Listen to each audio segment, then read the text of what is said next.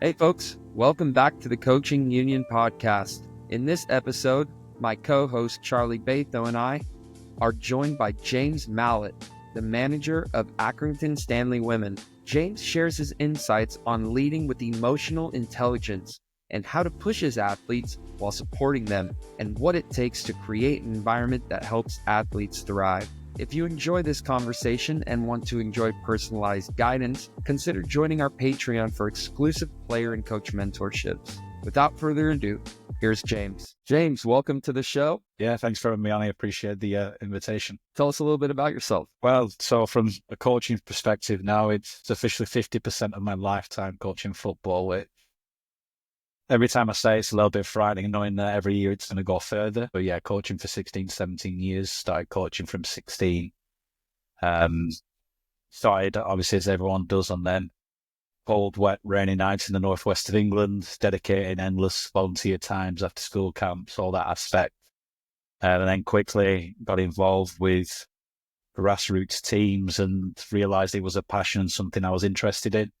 I think within my first 2.5 years of getting into coaching, I quickly got my level 2. I got my goalkeeping level 2, youth modules, they were out. So I started going through quite a lot of coaching academia very quickly. At 19, I got onto my UFB and got to the point of doing my youth modules. And by the time they came around, I was already been in and out of different academy systems in terms of operating. So, I was at Blackburn Rovers Centre of Excellence, worked at Manchester City, in and out of few community trusts. And it just got to the point where, after getting my B licence and my FA Youth Award at 21, I was struggling to get in academies. I remember I want to say at the club out of respect, one bit of feedback I got from an interview was not many clubs are going to accept that you know as much as you know with no playing background and being a young age. So from this, I ended up spending 6 months working at Lidl in Clitheroe while I tried to break my way into football. I ended up going over to America for 3 years, based in Connecticut. And then that's where everything really began to fall in place. Off the back of getting them qualifications, I went out to America for 3 years and probably coached around 60 to 70 hours a week, 3 games every weekend. I had one select team for 3 years, so I really had a chance to mould my philosophy, my own coaching identity, what an environment needs to look like, and really build upon that side of things, as well as continuing my education. Then when I came back, I think I've been back now maybe 8 years. I got into Leeds United's RTC with the under-16, so this is where I started my journey that I'm still obviously on now into female football. Then 1 year at Leeds United's RTC, 2 years at Blackburn Rovers RTC, and then for the last 3 years, I've been women's football with numerous different roles alongside it. So talent reporting for the Lioness Pathway, being one of the Northwest technical coaches. So we work with top talent in the Northwest.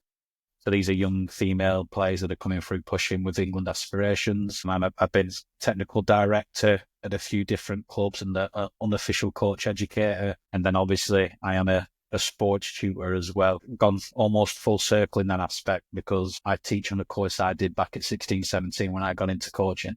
So that's probably enough to give an information about what I've done without breaking down too much. And what's your current role in coaching?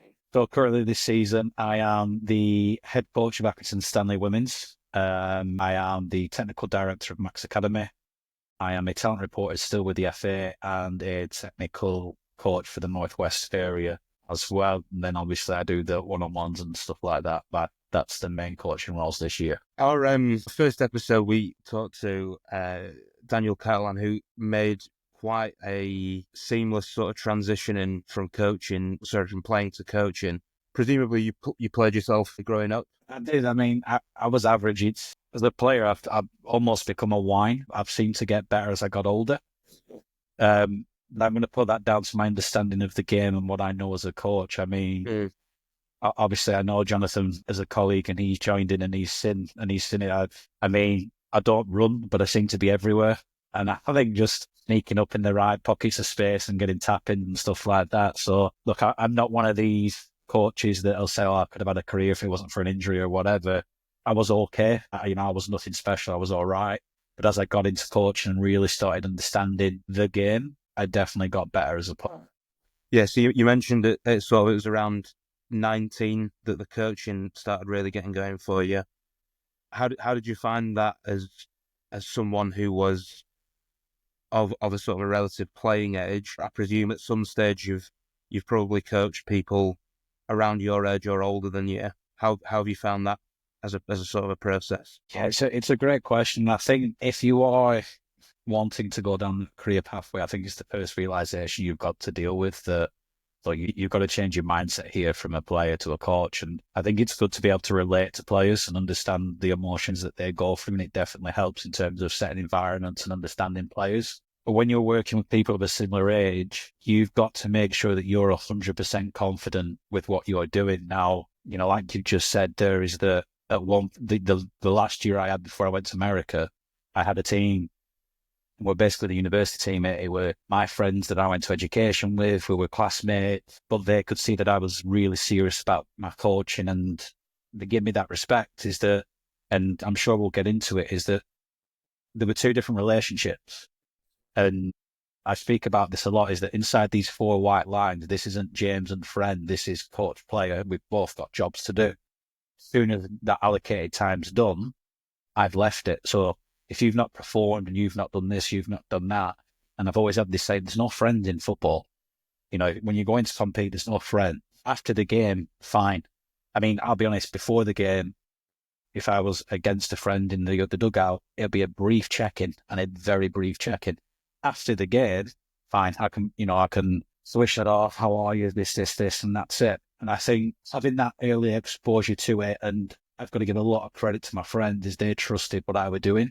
And they'd ask questions and they'd share thoughts, but they could see that I was very passionate about it and the rationale. This is why I want to do it. This is the reason for it. This is that. And yeah, that's fine. And then, more recently, I've been in changing rooms where I've had senior players that have been older than me. And especially in the women's game, they'll call you out. Well, why are we doing that? What's the reason for that? How do you know this? And you've got to have that evidence. And even with the evidence and the rationale, doesn't mean they're going to agree. Everyone's going to be entitled to their opinion. But if you can say, well, this is why I think it's a good idea, this is what I want to do, it's that 1% that'll go, right, okay. And then that is how you start bringing people into your environment. That's such a great point, James, that you bring up with between these four lines. I'm not James like you know me out there. That's really important, I think, for British baseball, where we do coach our mates, and those lines can be blurred at times. I'm curious how you developed that at such a young age. Was that something that you've always had within you? Was that something that was kind of nurtured throughout your playing experience? Like, how do you build up that bravery, develop that sense of being able to draw that line? I always summarize it as emotional intelligence. Is that a lot of sports, when it comes to competition, it's down to two things: it's emotion and intelligence. And if you can't control your emotions, you ain't going to make good decisions. And if you're making decisions under emotion, then everything's a little bit more of a risk. And what I would say is, it's something that I've always had. I don't know is the true answer. I think it's something from my own studies in the last few years. I've really begun to appreciate that it's something I'm good at.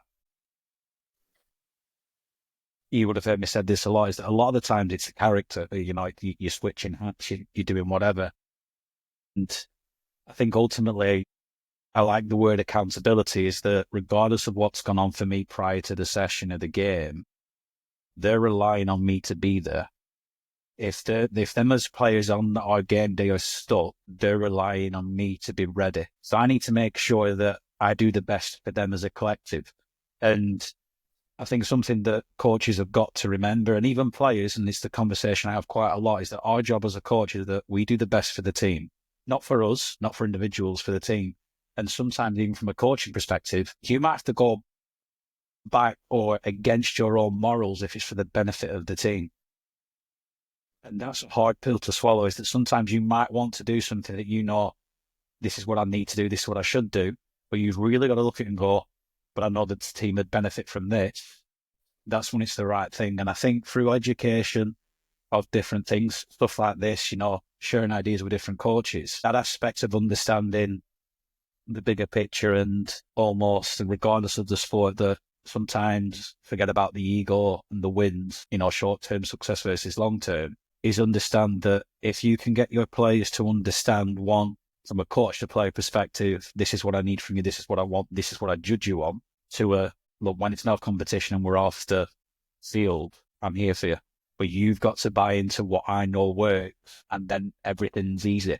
Doesn't always work. You'll always have difficulties and challenges with certain players, because it's one of them that if a player's not performing, they ain't going to come and have a nice conversation with you off the field. They don't want time for you. And you'll know yourselves, regardless of whatever sport you're coaching, things are always easier when you're winning. Yeah, absolutely. I mean, I have a phrase that I use to J-Rod. My relationship with J-Rod is I make up my own theories, and then J-Rod tells me that it's a well-established theory that he's read 40 papers in and then contextualizes it for me. But the phrase I always use to J-Rod is about walking the righteous path. So I'm a firm believer that any half-decent coach knows the right thing to do, and it's more about having the courage to do it than it is about the knowledge of doing it. And I think the frustrating thing for me is the team that I want to play and the team that my heart roots for never really aligns with the team that I know needs writing down. And I feel like you hear about that in, you'll always hear a disgruntled Premier League manager go on TalkSport or a podcast or something and say, oh, well, what I wanted to do was this. And it's like, it never got done. I guess, how did you sort of get to a position? I mean, you talk about it like it's in the rearview mirror. You talk about it like I understand it's a daily struggle, but how did you overcome that first hurdle of getting yourself into a position where you could, as I would sort of contextualize, walk that righteous path? It's a great question. And I think when I was a young coach starting out, I was very naive. And I think everyone is that you judge it for face value, that if my team beats your team, I'm a better coach. That's how you see things. That if I win this, I'm that good, and I win that, I'm this good. Because that's what you get used to from a player's perspective, that if you win, you're better. And then when you start delving into coaching, is that you start looking, well, what is winning? What is defined as success? If you've got an under-9s team and they've all stayed together to under-16 at grassroots level and still playing football, that's huge success. That's massive success. So I think that in some aspects, you've got to have a look at, well, what is it? What is my, I know it's like a big philosophical question, what is my purpose kind of idea? But you've got to look at, all right, where am I operating? What do I need to do? What do I need to achieve? So over the years of youth football, I always judged it as my success is judged from now to the end of the season on how much these players develop. And it's that accountability factor. So even now, when I'm in an environment where we compete to win, it's competition based. Before I go back to players and ask them why they didn't perform, why we didn't do this, I sit down and think, did I do everything I could have done to make sure that these were prepared? I like a no blame culture.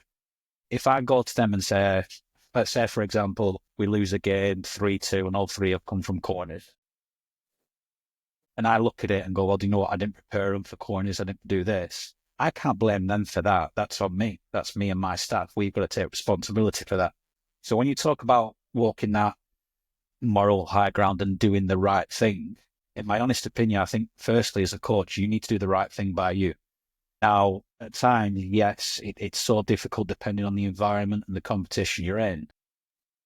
And it's easy, especially in grassroots sports, where if you have, let's say, a squad of 16 in football, and your strongest 11, the best 11, the other 5 are there to make up the numbers, you know for a fact that if 4 of your best players miss training, you're still debating starting them at the weekend. I've got to win the game. Then you've got to look at where you're at. If this is an under-12s development football stage, that is not doing the right thing. But that's an opportunity where you turn around and have them conversations with players. And no coach, when they start out, wants them hard conversations. It's easier to have the easier conversations. I think I went off saying for about 3 years, and I mean, it's still very, evident with what I do. It's a more invictus, and it means death before defeat. Is that I'd rather die before I give up on anything. And having that mentality or mindset around certain aspects of making sure that I've done everything, I know that I've been consistent in my planning. I know I've had the right conversations. At the end of the result, I know I can accept it a little bit more. So like I said at the beginning about being naive and winning, if I can leave the game, don't get me wrong, I still hate losing. But if I can look at everything and just go, you know what? We've prepared, we've prepped, I had the conversations, I've done the right things for the team. We've just not won today. It's a lot easier. Whereas if I sit there and I know I didn't have a conversation, I've not done that. And I'm not perfect at it. I know I'm not. I know I can have more conversations. And, if I was full-time in aspects, it makes it a little bit easier. But I think having that consistency around them good values, but also understanding where you are and what you need to achieve, that's the balance for me, Charlie. So, James, when you went through your coaching history, your current role right now, Accrington Stanley Women's team, it was very humble because this is your first year with the club, and you started out 14-0, and you took them to the second round of the FA Cup, which is way further than they've ever been, and you're having a lot of success taking this to that club, taking these ideas and these philosophies to that club. It's showing up in great ways. So can you go into that a little bit more on how you implemented those standards within and created that environment, and maybe touch on like how you did it in such a short period of time? Yeah, so I joined Accrington in June. And I'll be honest, I was very close to taking a bit of a sabbatical this year. I say that, but probably in December this time I would have ended up somewhere. And the club reached out and I had a conversation, and the season prior to it, I was in the division above, and we just finished second, and which was a great achievement. The club, Blackburn Community at the time, is the highest they've ever finished. It was, a great season and a great club, great people. And I left at the end of the season. I was going for another role that obviously didn't come off, and then I was trying to debate what I was doing. So I had a very honest conversation with Accrington and said, what didn't work last year? What was the issues? What were the problems? And we had that conversation and we went away with it. And then I got told that none of the first team anymore are there. It's a full club reset. And the club highlighted their plans, what they want to do, where the ambition is. And it just mirrored everything that I'm about as an individual in the football philosophy, in the football world. And I thought, okay, well, I like the idea of this. So then I had to meet players that was there, so reserve players under 18s, and the talent was there. But it's that, okay, well, we've got immediate pressures, we've got ambition, we've got aim, we've got to start from the beginning. The first thing I did is that I pulled everybody's training starts in terms of players 2 weeks earlier. That was the first thing I asked for, is that you're training 2 weeks earlier than planned. I need to see you. So we pulled that forward. Then I had a very curious conversation on the first session of, this is why I'm here, this is what I want to achieve. That's it. It wasn't a negotiation kind of thing. It was, this is what I'm about. Some of them knew of me. Some of them have seen me operate around the FA. Some of them have been in academies when I've been there. So in some aspects, I did have a little bit of a reputation coming in, which helps. But then recruitment's important. You need to make sure that you've got people that can echo your standards to players, because ultimately, and I joke about this a lot, we've got our captain, Hannah. She's turned 30 recently, and she said this pre-season that she's been through is the hardest pre-season she's ever had. And I joked about this with Don, my assistant, is that the hatred for the pre-season brought them together more than anything I could have done. And is that designed? Yes, it is, because I need them to be together more than I need them to like me, because it's their togetherness that will drag them through any situation. So creating this environment, and I know you've mentioned there that we went 14 for 14 and the first loss came in the second round of the FA Cup. We didn't win a game in pre-season, and we didn't play one opposition in our division. They were always above. And after the third or fourth pre-season game, one of the players turned around to me and said, can we play someone in our division so we know where we're at? I understand why you're saying that. I said, but I'm going to tell you this. Pre-season isn't for you. Pre-season's for me. And he went with, what do you mean? I said, pre-season's for me to see where we're at. Not for pre-season for you is minutes as time on the pitch. Pre-season for me is to look at shape, play selection, tactics, what's going to be our best. Then when the season came around, obviously, we've played 8 games now in the league, won 7, lost 1, got to the second round of the FA Cup. We're in the quarterfinals of the County Cup and the last 16 of the League Cup. And this is a brand new squad. This is 19 players that have known each other since July. They weren't together, and some of them know each other from under-18s football. Some of them have played together at other clubs. But this is a brand new squad that's had to come in. And if at the end of pre-season, I think I turned around and said, yeah, but don't worry, we'll win the next 14 competitive fixtures, no one would have believed me. And there was never any point during pre-season where I was worried that we wouldn't have success. And that where you've got to look again to what I was saying prior of, what's my job right now and where am I at? So pre-season was about one thing, assess what we've got, but establish the environment. How do you drive standards and expectations from what I'll be judged on to reflect on the pitch? And they were give and take, at the end of the day, it's still very much grassroots based and facilities are hard to come by. So immediately I said, I want to train for 2 hours, but our time slot's 8 till 10. We're going to stop at 9:30. For me, 10 o'clock's too late for you. We're going to stop at 9:30. However, let me make this clear. We have this pitch till 10. If the intensity and the distance that we require isn't met, we're staying for 30 minutes. So now you've got the accountability. I'll come with the plan for a 90-minute session. Let's meet the plan and you're done. Now, don't get me wrong. Sometimes we'd go to 9:45. Why? Because we needed to. Because that's my job. And again, like what I said before, I need to make sure that what I'm doing is the best for these players. And believe me, the many nights in pre-season, on a Thursday, it's 9:30. It's boiling. They're tired. They've had a long day. We're staying for an extra 15 minutes to do this. The eye rolls, the side eye, the strong words under the breath. I'll take it. And ultimately, it's paid them back. And you've now seen it that, regardless of the age gap of, we've got players that are 16, 17, we've got players that are mid-20s, late 20s, the togetherness is there. And now whether that's fueled from, as much as I joke about it, the hatred of the dreaded repeat and recovery, and if any of the players watch this, they'll know exactly what I mean. They've bought into, like I said, this is what James wants and what he knows will benefit us on Sunday. If we can give that, then there's that reward side of it, of that we don't need to do this and we don't need to do that. I mean, everything's come from experience in different roles. Like, for example, on Sunday just gone, the game gets abandoned after 15 minutes and the reserves didn't have a fixture.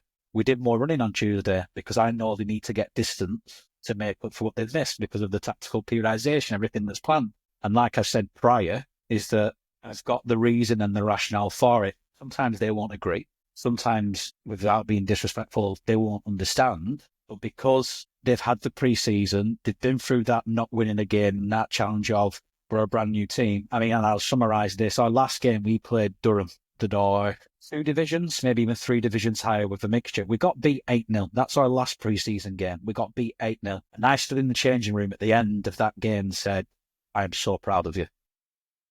So that, from an outside looking in, you've just been being 8-0, and you know how I stand for my morals and stuff like that. I said, unbelievable.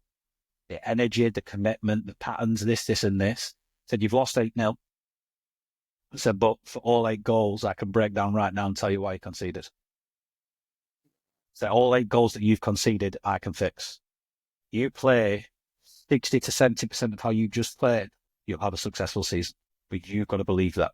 And then we go into the season and it's been, okay since. And because they know I won't rest, they also know I won't let them rest. And I think that's how that environment's where it is now. And the feedback I've had from the chairwoman and the performance director is the mindset of the first team and the club's changing. They're heading as a club in a new direction for the simple fact that, we as staff are driving that. How can you say to a player, you need to do this if you are not going to do it? Because ultimately, you've got to make the decisions. You set the standard, you do this. Like I said, our game gets abandoned after 15 minutes. We stay behind and train and say we're going to do a minimum of 7K within a session because on average, that's what we're probably getting in the game at a minute. Just because there isn't a game on doesn't mean we can't get distances. So we did a training session. Some players were annoyed 100%. But in a quick turnaround, we still finished at the same time we would have done if we played the game. And we got our distances out of it. So yes, they would have been annoyed, but no one stormed off, no one walked off. And I reckon if you asked them before the game, 80% would have said, yeah, James will make us train. You obviously you got those foundations in really quick. I draw a lot of sort of parallels to my coaching experience to my professional experience. I had a 5-year period where I managed in hospitality. That 5-year period, I was self-employed. It was my own business. I did the hiring and firing. I did the training, and the size of the operation would run towards like a sports team size. About 2 years in, we'd inherited staff. COVID hit, and we lost all but maybe 2 of our experienced staff at that stage. So we were in what would you refer to in sport. We were coming out of COVID into a rebuild, as you're describing. Obviously, I was in a state of mild panic because not only could we not replace the staff, we were going into it with new people. We were teaching new 20-year-olds who'd gone from about 18 to 20 during COVID, had never worked, and we were teaching people their first job.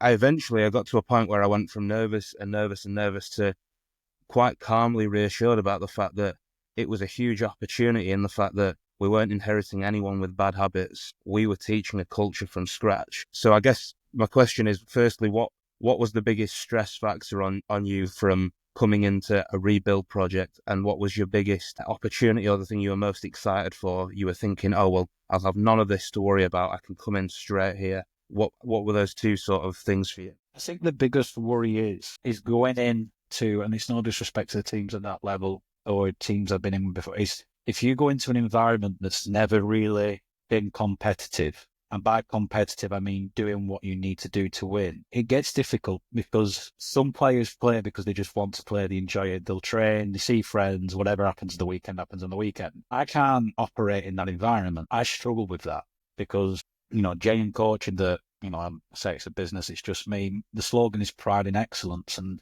I've never believed in not giving something that you're deadly interested in less than 100%. And on the flip side of that, if I've not been interested in something, I find it hard to give it 100% because I don't see where the benefit comes from me. So going into an environment that's got a balance of players that want to push, thrive, achieve, go further, to players that are, again, with no disrespect, that are happy where they're at, that's a difficult challenge.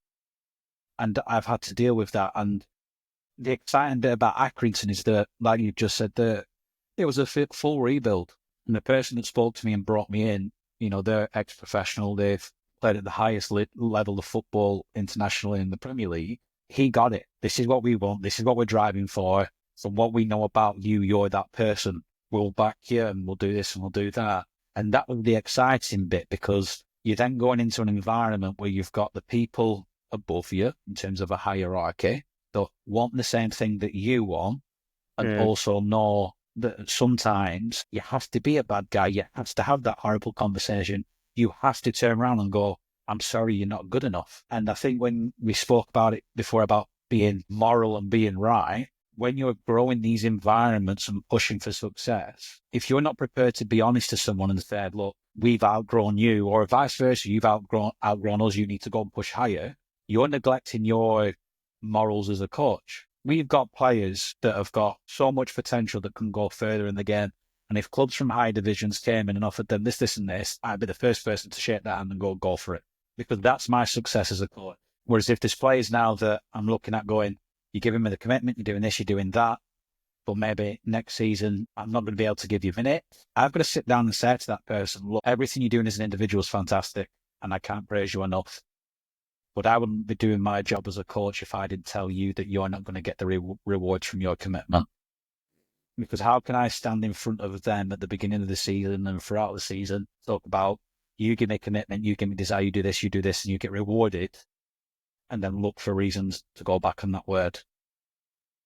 And when you're in an environment where winning's important, that's where it gets difficult. That's one of the most difficult parts of it all, is having those tough conversations. And like you said, that everyone wants to have the easy conversation. How do you balance that with, so your players they're amateurs at the end of the day. It's Accrington Stanley, which is it's a founding member of the Football League, massive club, but the women's side is not professionalized as of right now. So how do you have these conversations? How do you make these demands? How do you set this standard for players who I'm presuming have 9-to-5 jobs?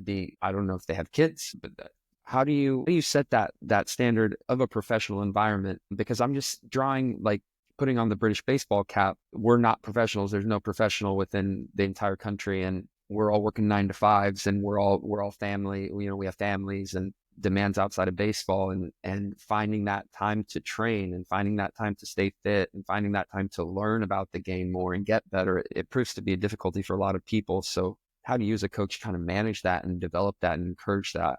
I think it goes back to what I said, is understanding where you're at. Like at the end of the day, like you said there, we've got players that work 9-to-5, but we've got players that are also students. Now, conversation I have with them is that I also have a 9-to-5 job. I'm still here, I still do this, I still do that. So you've got to kind of meet me halfway. But then when we spoke about, the person on the four, inside the four white lines and the person off, is that it's been understanding of that, is that you've got to be able to recognize the commitments they're giving. Now, if we was in a position where some of these players are on paid contracts, my behaviour now would be different towards them. Right now is for what they're giving me for where we're at. It's remarkable. I mean, we're not blessed with weather, and I know I'm demanding, I know the sessions are tough and this, but they turn up. And, just last night's session, I had that conversation of, look, at times it's going to feel like I'm ranting and I'm not happy. But I'm over the moon and I can't praise you enough for what you're achieving. But we ain't going to settle. Why settle? I don't like stagnation. I don't like settling. And I'm prepared to take one step back if it means we get 2 steps forward. It's that adaptability. It's reading the room. It's understanding. And I think if players can understand, and we spoke about it before when I was working with my peers, if players can see that you give enough care for their development as an individual, as a player, they'll buy into what you're doing and they'll do a little bit more. But you as a coach have got to also understand of where you're at. So answering your question there is that, some of these players have sent me a message and I've got out of the office at 6:00 and they say, how are you feeling? We do a wellness questionnaire. So as much as we're, yes, grassroots based, we try and operate at that higher level. And sometimes, some players are a bit more open. I've had a bit of a crap day at work. There's this, and this. And I'll make sure that I'm a little bit less on top of them and demanding more from them. I'll take that into consideration. And then there's some scenarios where I have good relationship with players. They'll speak to me that maybe they've got a family issue and stuff like that. And there's specifically, she plays for me now and she played for me last year, is at the end of the game, I asked her, how are you? And she said to me, I'm assuming I'm all right to swear, am I? Yeah, go for it. Within reason. Yeah, within reason. She said, I think I played shit. And I said, that's not what I asked. I said, how are you? And it were just that straight after the game. I was stood at halfway.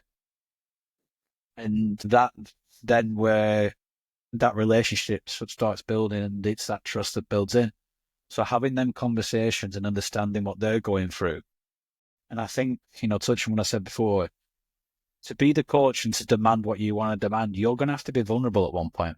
You're going to have to stand in front of them and show a little bit of vulnerability. And when they can see that there is a bit of an emotional side to you, not in terms of, anything too excessive, but you do care and there's this and there's that, and they understand of how much effort you put in, it is respected because they see how early I'm there and how late I'll stay and what I'll do and everything I watch and the conversations I'll have and how we try and go above and beyond and make sure, like I said, we give them everything.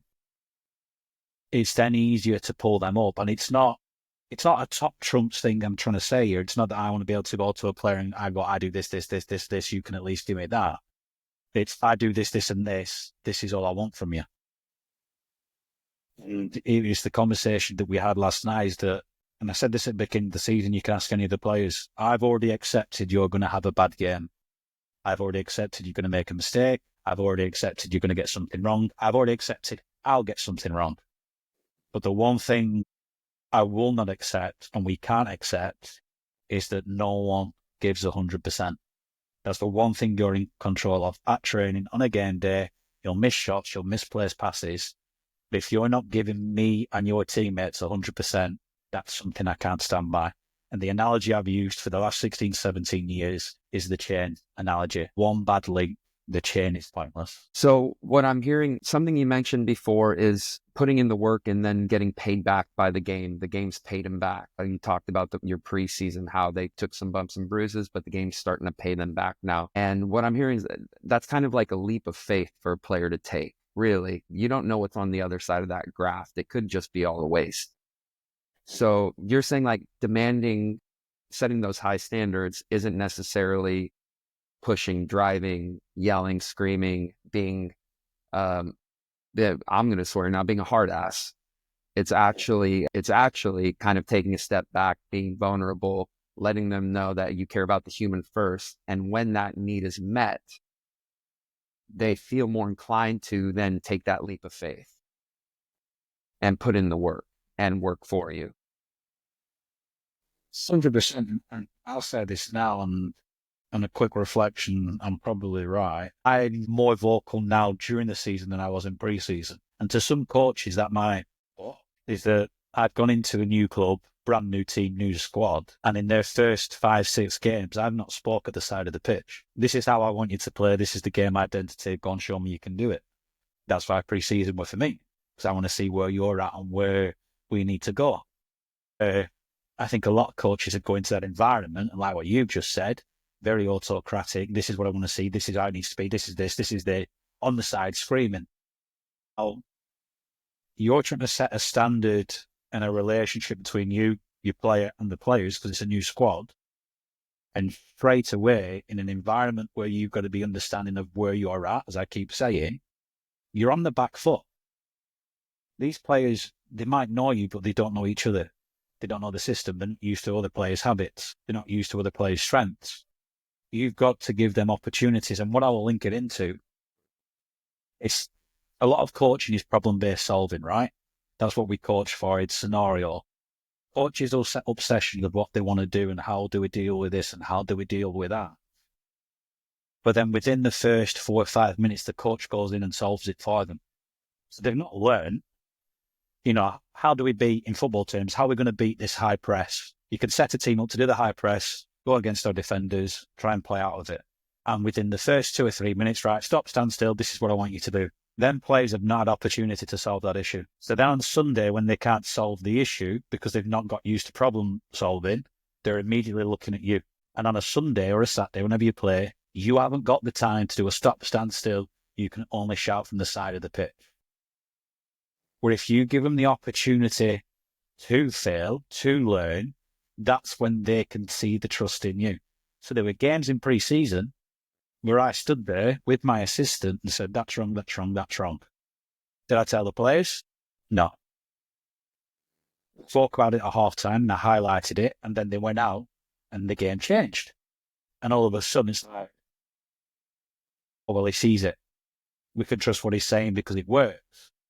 And whether that's the term disguised coaching as me getting credit in the bank that they can see it, but it also allowed me in pre-season to see their understanding of football and their understanding of the game. And, we spoke about it a lot in pre-season, and we've had reviews with some of the players and some feedback. Everyone was nervous. They were playing under pressure. They knew I was selecting a first team squad. They knew the expectations and the environment, and people didn't want to be creative. They didn't want to take risks. And I could see that from training. I could see that from body language. So if I'm stood there at the side of the pitch, absolutely screamed that that's not good enough, that's not good enough, that's not good enough, how are they ever going to feel comfortable in going a little bit further? How are they ever going to feel comfortable with expressing themselves and pushing the ball? They're only going to go as far as I tell them to go. So linking back to what I said before is we stopped training at 9:30, but recently now we've got players asking to stay behind to do a little bit more. Can I do this? Can I do that? We're happy to do that because we knew as coaches we could be there till 10 o'clock, and I've told them on weeks that we need it, we will stay till 10. But you'll be given 2 weeks' notice. It's not going to be random. It'll be organised. It'll be planned. And there's some nights that I'm on site from 6 o'clock. So we train for 90 minutes and I could be there for 4 hours, planning, sitting down, going through things, having conversations, thinking about it, questioning every decision. Is that right? Is that right? Is that right? Speaking to others. And then when they see that, they understand that, that's when everything just starts working together. And it hasn't been that. And like I said, I will always take one step back if it means I get 2 steps forward. And the thing I say to players or people when I have the conversation is, one thing you've got to remember, and I love the quote, is that a bow and arrow only operates by being pulled back as far as it can go to send it further. Yeah, I mean, I think we're 2 for 2 now on coaches creating an environment for players to kind of figure it out themselves. And I mean, the evidence is there, right? You've kind of got to let people self-organize because it's their own bodies that are going to be doing it. And you can create an untimely response to the stimulus, to the challenge, but they have to create that timely response. I think it's really sort of fascinating how 2 very different coaches create the same philosophical solution, like literally miles apart, geographically. In terms of, obviously, another great sort of comparison between ourselves and the British baseball community and yourself in your current role is you have a mixed age squad, part-time players. How do you go about identifying talent? How do you what physical, mental attributes do you look for, and how do you even go about those early conversations to sort of identify fit and things like that? It's a great question. I asked this to other coaches when I speak to them, is that what do you define as talent? Is it playing ability? Is it psychological strength? Is it physical attributes? What is talent? And then you've got to look at it from a recruitment point of view, right? So if we're linking it to talent identification and scouting, if you're going out looking for players, you're going for a remit. Majority of the time, you're looking for a specific list of things. Within the environment that we've got, the first thing I look for, if fits my team, is attitude. Now, I've had players in the past that wouldn't be standouts in any team. That's no disrespect to the players I've coached. But their attitude, their determination, their commitment is what makes them stand out in my mind, because I can trust them to do what I need them to do. And when you then start getting a mixture of that with ability, that's when you're onto a winner. And that's where we're at the minute, in terms of we have players that have got so much potential in ability and talent, but it's now putting them into a scenario where there's expectation. Now, what I would say to you is from that is that if you take a very successful youth player that's had a great season at under 18s and you put them into a first team environment, what they need to realize is that everything changes. So, for example, if you go into from an environment where you have a coach that's still leading on development, obviously competing to compete, that's in terms of your long-term player development, it's an environment where you're now training to win, then it's difficult, because if there is expectations, then consequences must follow. So if I expect you to train twice a week, do this, do that, but you only train once a week and you're not putting the effort in, and then you don't start, you can't be annoyed at that. And then when players understand that, for me, that's where I identify as talent, because it's that psychological understanding of, if this is the requirement to achieve success, I can commit to that, I can process that, I can deal with that. There is multiple stories across so many sports where players arrive late into being recognised. Obviously, the football one is Jamie Vardy getting opportunity. Now, what's made him successful? Maybe it is his own intrinsic motivation. I can't imagine as an individual he's changed too much. I mean, he's in the Premier League footballer, pushing 40, still drinking Red Bull and all this and everything. From a sports nutrition, you'd say it's no good. But it works for him, right? Is that you then look at other players that will be the perfect specimen and might never get out of non-league football. So for me, the psychological side of it, so when I go in, when I go into clubs or when I go and do talent reporting, or if I'm recruiting players and we have scouting, I get there early and I watch how they arrive. I watch what they do when they arrive.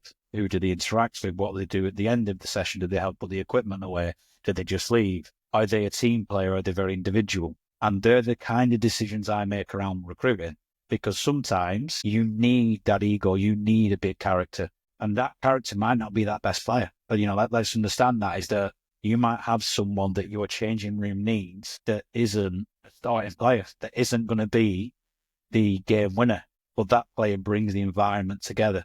And vice versa is that sometimes that best player you've got can actually cause you more negative impact in your environment. And when we spoke about it before, if you spot that as a coach, are you prepared to get rid of your best player for the benefit of the team rather than for the benefit of you as a coach, that you've got this superstar match winner? And that's that short-term, long-term. And it's evident in elite sport of where, especially in football, players having this power over managers. And identifying the right talent for recruitment is making sure, one, the player is in line with your values and what your ethics are as a coach and the team. And if you've managed to establish what you want as a coach in your team environment, it gets easier because the players will call them out. The players will tell you. That's where success for me starts breeding, starts becoming natural, because you have players then that'll come to you in confidence and they'll call you out. Why are they playing? We're doing this, this, and this. They're not, and they're getting more minutes. You've said this. And for me, that's the best environment, because when players are comfortable, not to criticize you, but to come and ask why and challenge ideas, then you're onto a winner. Because if players are just going through the motions or doing what they feel like they need to do, I think it's a ticking bomb. But when you've got players that ask them questions, and the reason why they ask the questions for me is two things, and we've talked about emotional intelligence. It's out of care and frustration. Why they're getting this, why they're doing that, why they're doing that.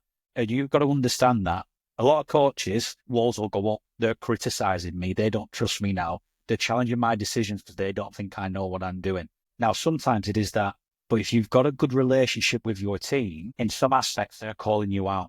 And you've got to be ready for that. I ask for that from my players. I say, I hold you accountable. You hold me accountable. If you feel I'm never giving you 100%, you tell me. If you feel that my sessions aren't pushing you hard enough, you tell me.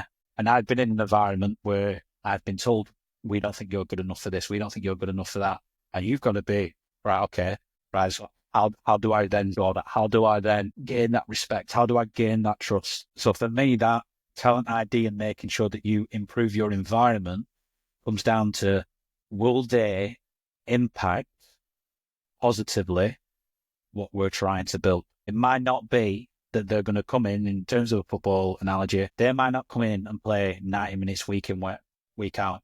There might be someone that on a Tuesday night, when the rain's coming in sideways and people can't be bothered, that they're keeping spirits high, they're laughing, they're joking, they're pushing players through, because they're the players that help the engine keep rolling. Yeah, it's absolutely amazing how I can think of a ton of like sort of personal examples of like two players that'll do the same thing, where you get certain people who maybe don't have a great attendance record or something like that, where for one player in the court of public opinion, it's ridiculously unacceptable. And the other player, you can justify it straight in your head straight away, and everybody feels the same way. And it's just about, I guess, everybody's going to come with positives, negatives. Everybody's going to come with these little intrinsic things that they can bring. And everyone's going to come with this baggage. And it's about finding the right baggage and the right mix that fits. And I guess it comes down to those, what you described at the start in terms of values. If the values and the core sort of principles of care and respect are there, nothing else really overly matters, because it'll all come together in the end. Yeah, and I think you've got to trust yourself as a coach. It's when I'm involved with youth football, I never used to judge a player for where they were, but where I think I could get them to, if that makes sense. And that would link into what I've seen during their trial is, okay, they're 30 minutes early, they do this, they do that, they ask why, they put more, they put a lot of graft in. I'm going to back myself as a coach that I can make you a better player by the end of the season. And that's how I used to judge potential versus talent, so to speak. Where I've seen, there's, I obviously won't name people, there's players that I know off the back of my mind now, unbelievable footballers. I mean, so talented, just didn't have the determination, didn't want to go further. And you look at it and you get frustrated. And I get frustrated when I work with them, because it's like, what can I do to motivate you? And you spend more time having these conversations with these players because you see it as the best player for you, that you're neglecting others that are giving you more than you can see. And this happens a lot. And I saw this within a club. It's something that made me go, do you know what? You need to have a wider eye as a coach here, is that when you put all your time and your effort into the best player, the top talent player, and then they don't really buy into what you want because you know that, look, if you do this for me, I know you can do this, but they just don't see it. You've just probably lost 3 or 4 players that if you give them that same investment to them, 3 of them become as equally as good. And that's why you've got to look at this bigger approach of where am I? What do I need? What is defined as success? And, I said to people within the squad we've got a sporadic ability. We've got players that will, when they get older and they understand the game tactically a little bit more, will go and play at a higher level. We've got players that go and play right now at 2-3 levels higher. The thing that they like right now, 2 things. One, there's not so much commitment in the travel because of how the women's game's financed at the minute. They don't want to be travelling all around nationally. But 2, the players have said, we like what you do, is that even though we're here, there's expectations, it's this environment, it feels that we're there. And when you get players that buy into that environment, then talent comes and development breeds, and it's just a lot easier. But you've got to make sure that you're looking at everything and not, they're my best player, as long as you're happy, we'll be happy, because it very rarely works out that way. That's a great way to tie everything together, James. Back to what you said is know where you're at, what you want to get done, and meet them there. Very insightful conversation. And again, parallels to our first guest, Daniel Catalan, where it was quite obvious that the psychosocial drives the tech, tac, and physical when you're in team environments. And just to hear these examples and packaged in the way that you package it as a football coach, which is very different to a baseball coach, in my opinion, maybe a bit more direct. I thoroughly enjoyed that, James. So thank you so much. We're going to finish with a lightning round. We finished with a lightning round. Shout out Eric Cressy, who I stole the idea from. 3 questions, real quick, just off the top of your head. Okay, first question. What is a book that you would recommend every coach reads? Without a doubt, the chimp paradox. And we've spoke about this and the emotional side of it. You've got to be able to, around decision making, taking emotion out of it. Once I read that book and really looked into that psychological and emotional intelligence side, that's when I think I developed the most as a coach. And I think anyone that's been around me for the last 3-4 years, I don't shut up speaking about the chimp paradox, because it's such a eye-opener going from a player into a coach of wanting to win. Everything's a competition. And like I said at the beginning, when I started coaching, I was very naive, and that as long as I win, that's all that matters. It's then understanding decision-making, understanding psychological development and brain development. And that's what now is a big part of my coaching of, how do players make decisions? Are they going to make good decisions? Linking to what we said before, if they've had a stressful day at work, they're already tired, they're already emotional. So I know they're going to make bad decisions tonight. They're going to make mistakes. And understanding that is a big eye-opener, especially when you're trying to push teams forward. Chimp paradox. I'm going to have to, I haven't read it myself, but just a story for all the listeners out there. James and I went to we did our PGCE at the same place, University of Central Lancashire, through Blackburn College. And we had the same teacher, different times. But Peter Shuki, shout out Peter, he talked about it. James's chimp paradox action research project that you did 2 years before me. So yeah, you must have done a great job breaking that down for the PGC action research, because they still tell the story. Well, I didn't know that. So that's brilliant. Yeah. But it tied into that of players at 16 pushing for a career in football, making mistakes and getting upset, getting stressed. And, it's something I say to strikers and attackers now, is you can't be afraid of missing. You'll get another chance. And the minute you do something wrong and put yourself under pressure to do the next one right, that's a spiral. That's that movement. Because if the next one goes wrong as well, you're at risk of being gone in the game. So if you can have that emotional balance, understand irrational and rational decisions, then it helps. And from a coaching perspective, you've got to know that. And I like what Charlie said before in terms of understanding doing the right thing. If you can separate the emotional side from the game, and you've all been there where there's 5 minutes to go, it's tight, everything's all over, and you're consistently checking the time and that, you need to make sure that you can almost distance yourself from all nervous, emotion and go, okay, what do they need from me right now? And the story I'll give you on this from a psychological point of view, I mean, it does backfire in the end, which is ironic, is for everyone watching that'll remember Steve McLaren's time at England, when he came out with the umbrella, the Wally with the brolly as he got cold. The point of that was to say to the players that, yes, I'm stood in the rain, but I'm here, I'm calm, I'm composed, I'm relaxed. That was the advice that he was given to go out with from a psychologist, and that's why he did it. And that's why I disagree with, as much as I love, for example, Antonio Conte, and he's always on topic and he drives the intensity, is that I think at times, you said it ties in, is that you've got to read the room and see what your players need. I know I've been guilty of either being too vocal or not enough vocal, but I've built the relationship with players where they've turned around and said, we need you here. We need you. You're not out, we need you. To the point where they've also turned around and said, yeah, just let us work it out. So understanding that, the emotional thing, and making them decisions on why, and even understanding it from a player's perspective, where they're at in terms of their age and can they actually process decision making, hugely vital for development and coaching. Very nice. Charlie, you got the second question. Hey, if you cast your mind back to around 10, 12 years old, who was the most inspirational athlete for you and why? 12 years old. Wow. Probably at the time, I'm going to say Two-Guy at Blackburn. Two-Guy was my favourite player. Absolute Premiership hero. I wouldn't say he was too much influential on me. I think at that age, I'll be honest, I was playing, but I just played it. I never had aspirations to be a professional footballer. I enjoyed playing football. It was just one of them things. I think the biggest, I know it's slightly off topic, so I do want to answer your question. The biggest influence who's had on my coaching is Jose Mourinho, which anyone, it's ironic we've got the same initials and stuff like that.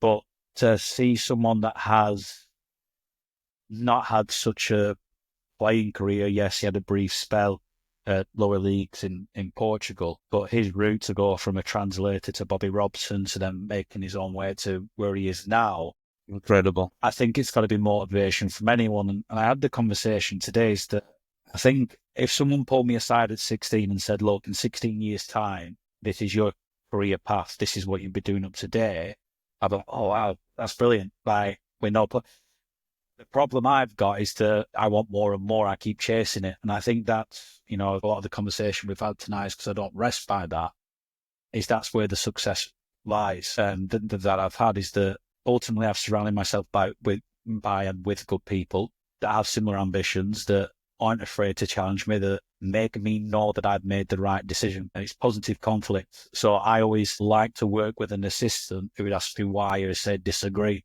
So I've really got to understand that I've made the right decision with things. And I once got asked, would I like to be, if I ever got to that level, would I like to be referred to as the next Mourinho? And it'd be a compliment, but no, I wouldn't, because you want to be your own character. You want to be your own individual. It's something that I really hate in football, and players get labelled the next such a thing. Obviously, Aaron's been the next Mourinho. I just think in some aspects, I think it's disrespectful to both parties. There's just similarities, and you can understand why. I know for a fact there's a lot of people that haven't been in my environment, and I know, and I laugh about it, is that I'm very egotistic, I'm arrogant, I'm a narcissist and all that. And if that's how people portray me, that's fine. I'm not bothered. But players that come into my environment and see what I'm about, what I want to do for them, where we want to go and stuff like that, they see there's a different side to it. And when we speak about, and what we spoke about tonight, about doing the best for them, it's why I laugh about it, and subconsciously, and I'll be honest, this is just a light bulb moment. It's why, in some aspects, Mourinho does what Mourinho does, right? He's had a bad team performance. Straight away in the press conference, he makes it about him. There's something outrageous. So now everyone's talking about Mourinho more than the team. And I think if you confront that and be there and do whatever you do, and look, he's had his fallouts with big players, but then he's got players that'll run through a brick wall and die for him. That's understanding them players. And obviously he's got his education in psychology. He's very smart in that sense. So that's been the influence for me, is that, I know you've asked for book. Every book I've got from academia side, all psychology. I've got probably 25 books in front of me right now that are all tactical based, tactical periodizational football stuff. But the biggest influence that have been on me has been around psychology. And that's because when I started coaching, I found out that's what he studied. absolute coach's coach. If you go straight from, this is like, I mean, we have a bit of a theory, me and J-Rod, and one of the things that we think is stunting British baseball at the moment is the fact that you can kind of play at any age and you never really walk away from that. It's not a case where you find yourself as like a disgruntled or an injured former player. You just have that coach's thing about you straight away. You're just completely in on that, and you're like, oh, I enjoyed watching this player when I was young, but what really lights a fire in me and what really stays in with you is the coach itself, and that's where you are in your head. 100%. And it's when you see something that you've worked on come off, that there's no better feeling. And obviously, coaches that watch and listen, whether that's a set piece, whether that's a pattern. I mean, it was last year, our last game of the season. If we won the game, we finished second in the league, and it was 1-1. And I don't know what I spotted, but I spotted something. And I made the substitution, and within 4 seconds, that player's first touch put us 2-1. And there was no better feeling than that. To the fact that I remember hearing the dugout going, Jesus, come on.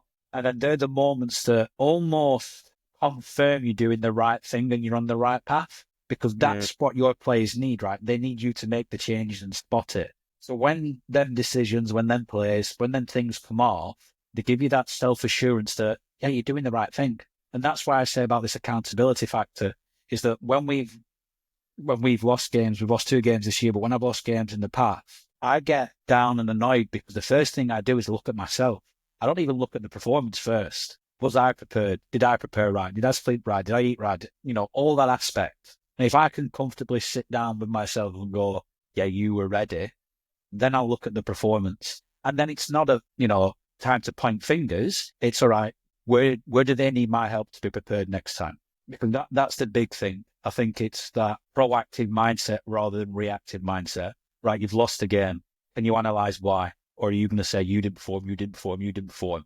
Right, well, did you prepare them? Did they have the solutions? Did they have the tools to deal with it? So one of the players that stayed behind last night, we spent 20 minutes working on the technique. And then for the last 10 minutes, she said, you just told me not to do that. I said, yeah, but not every situation is going to be perfect like it is now. You've got to be ready for the pass that isn't right. You've got to be ready for a bad touch. You've got to be ready for this. So my job's to make sure you're ready for all solutions. If I just give you the perfect pass with the perfect scenario, but then on Sunday the ball comes to you, things are in and your touch is under you, and you don't shoot, and I've not prepared you for that, you're not at fault. I'm at fault. So I think that aspect of it, like you said, is that they're the little things that come off, and they're the small wins that, in the bigger picture, prove, and it's that self-gratification of that's why I coach. Yeah, there's no better feeling.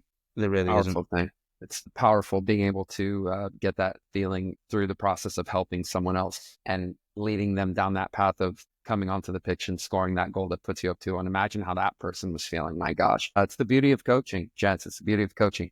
Final question, James. A little bit off topic, but kind of relevant. So, grew up in Blackburn, Rovers supporter.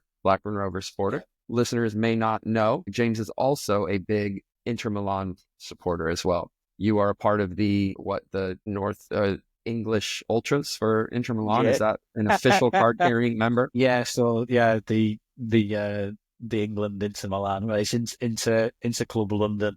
So I'm a registered member of that. And obviously we were speaking before that I've been to 4 games of the Giuseppe Meazza in the last 12 months. Many people know it as the San Siro, but Inter fans know it as the Giuseppe Meazza. We won't go into the political reasons.